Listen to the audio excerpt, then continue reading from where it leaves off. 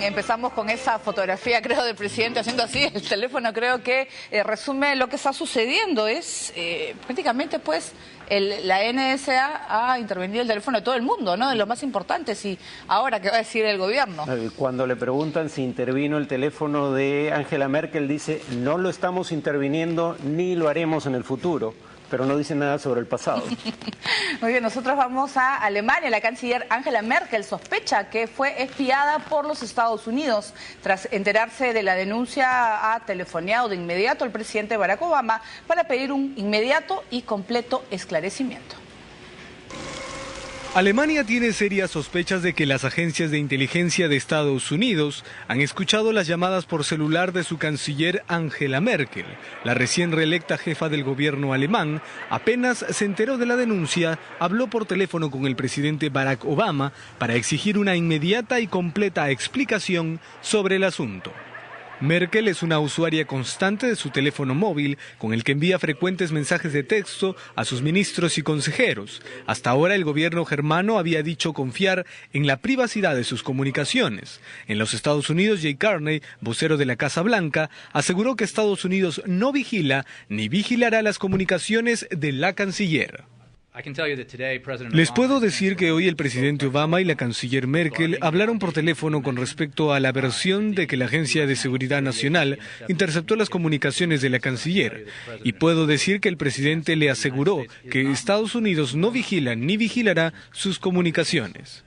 Para las autoridades alemanas, la interferencia a las llamadas telefónicas de Merkel serían completamente inaceptables, además de una grave ruptura de confianza entre amigos y aliados. Horas antes, la Eurocámara había aprobado una resolución que pide suspender el acuerdo de intercambio de datos financieros por el que la Unión Europea da acceso a la administración estadounidense a la información de millones de transferencias bancarias en el marco de la lucha contra el terrorismo. Aunque el texto no es vinculante, la Comisión Europea está obligada a estudiar el caso.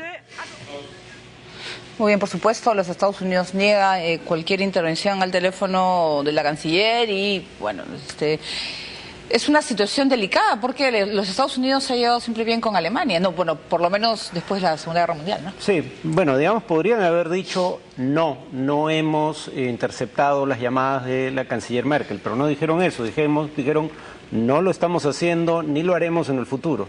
Queda abierta la posibilidad de que haya ocurrido en el pasado. Pero además, a ver, hay niveles en donde uno puede entender la lógica, ¿no? Si esto se restringiera a investigar las comunicaciones de gente que podría estar implicada en actos de terrorismo, que es sospechosa de eso mucha gente lo entendería, ¿no?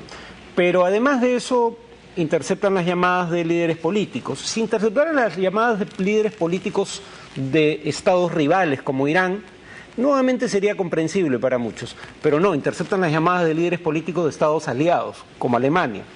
Si solo fuera líderes políticos, todavía habría quien pudiera decir que es un gaje del oficio, pero también interceptan las llamadas de dirigentes empresariales, con lo cual se acercan mucho a las prácticas del espionaje industrial, del cual acusan constantemente a China. Si por último fuera que interceptan las llamadas de las élites o de individuos que por una razón particular puedan ser sospechosos, digamos, ya eso sale de lo legal, pero uno podría entender la lógica detrás. Pero cuando uno oye que interceptaron hasta 3 millones de llamadas o mensajes de texto por día en Francia durante un mes, ya la cosa, digamos, sale de toda lógica plausible, de todo, digamos, esto ya se parece más al Gran Hermano de 1984, sin decir con eso que Estados Unidos sea un estado totalitario, ni mucho menos.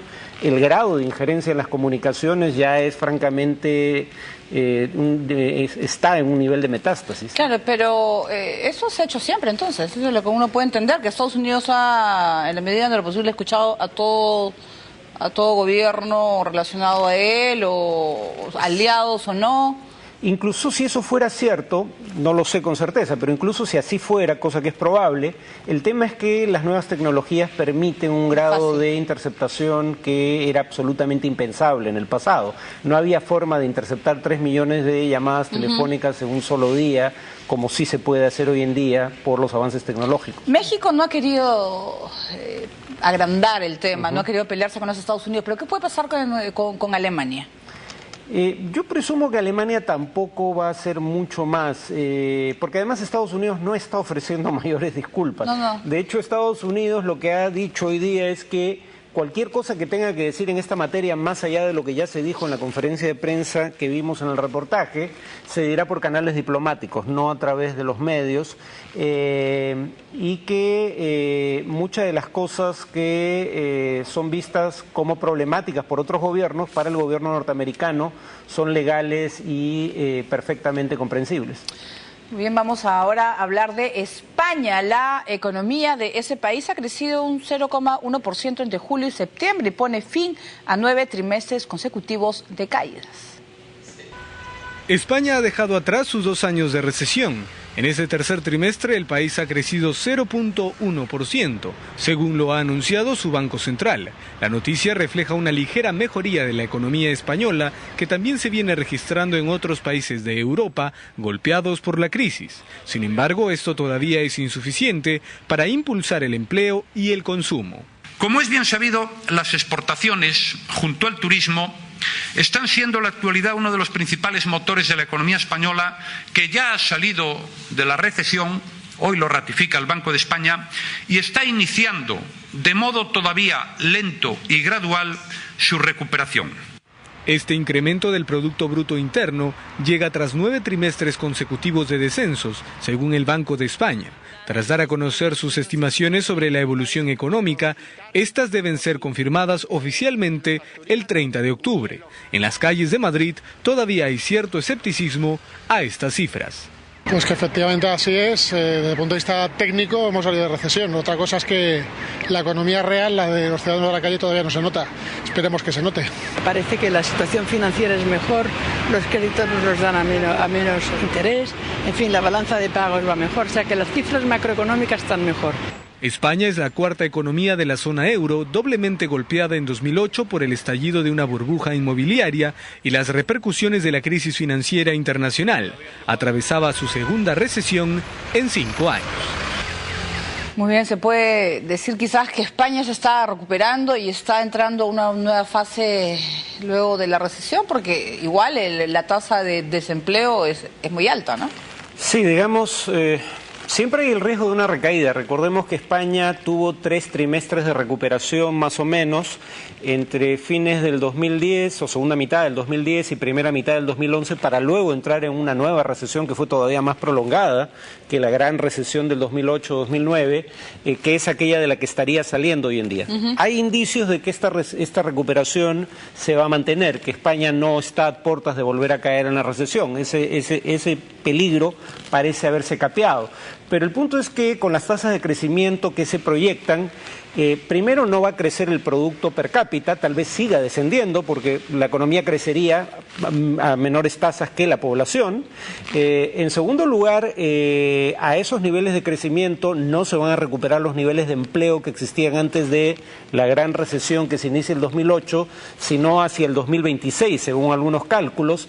Entonces digamos que no da para la complacencia, simplemente España habría tocado fondo. La situación ya no va a empeorar, pero la mejoría que se prevé puede ser muy lenta para la profundidad de la crisis. Un dato que es interesante en ese sentido es que lo que está levantando la economía española es el sector externo, digamos, los turistas extranjeros que van a España, aunque también los españoles que viajan dentro de su país, pero fundamentalmente los extranjeros que van a España, y la demanda de consumidores y empresas extranjeras por productos y bienes, por bienes y servicios producidos por empresas españolas. Si uno solo tomara en consideración la demanda interna, probablemente España seguiría en recesión. Muy bien, ahora nos vamos a Francia. Una nueva encuesta muestra que el índice de aprobación del presidente François Hollande ha caído a su punto más bajo. El descenso se debería al clima de xenofobia tras la deportación de una niña gitana. La popularidad no le sonríe. Definitivamente el presidente François Hollande no goza de un buen momento. Y es que desde ya hace algún tiempo el índice de insatisfacción de los franceses demuestra que no están nada contentos con su primer año de gestión en el cargo. Según el IFOP, un importante instituto francés de sondeos, François Hollande, con un alarmante 77% de desaprobación, ostenta un récord histórico de impopularidad, una cifra que de seguro ningún presidente en su sano juicio podría envidiar.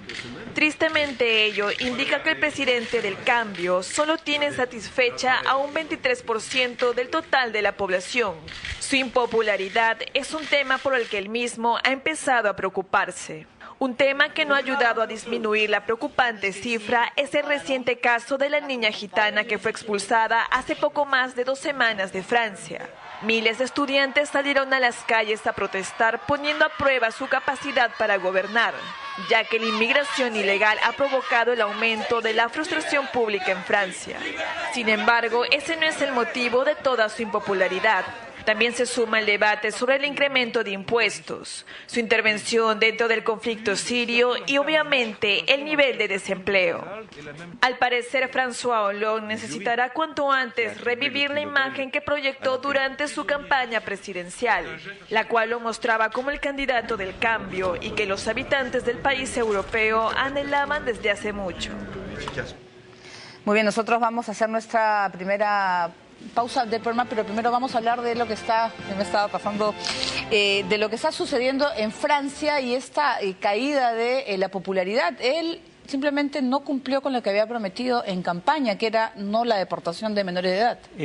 Sí, bueno, en el caso de Francia está pasando algo similar a lo de España, solo que en España le pasa a un gobierno conservador y en Francia un gobierno socialista. Ambos hicieron lo contrario en el gobierno de lo que prometieron en campaña. Ajá. Y los resultados, por lo menos en lo inmediato, no son favorables. Si al menos hubieses hecho algo distinto, pero los resultados en lo económico hubieran sido auspiciosos, la situación podría ser otra.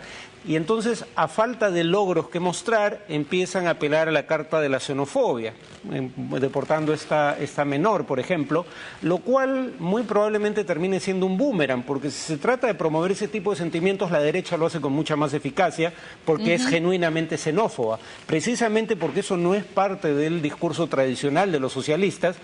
Eso le ha restado probablemente apoyo entre sectores que tradicionalmente hubieran apoyado a un presidente socialista. ¿No ha sido su participación o su postura sobre el tema de Siria también que lo ha podido afectar o eso no tiene nada que ver? No, creo que no, porque por ejemplo el presidente, Sarkozy, fue uno de los grandes promotores de la intervención en Libia, que en ese caso sí se produjo de manera efectiva sin que eso lo afectara electoralmente. Muy bien, ahora nosotros vamos a ir a la primera pausa del programa. Vamos a regresar con detalles de la reanudación de las negociaciones de paz entre el gobierno de Colombia y las FARC. Y también les vamos a contar que según un último ranking de América Economía, los ministros de Finanzas de Venezuela y Argentina ocupan los últimos lugares de la lista por altos índices de inflación. Volvemos.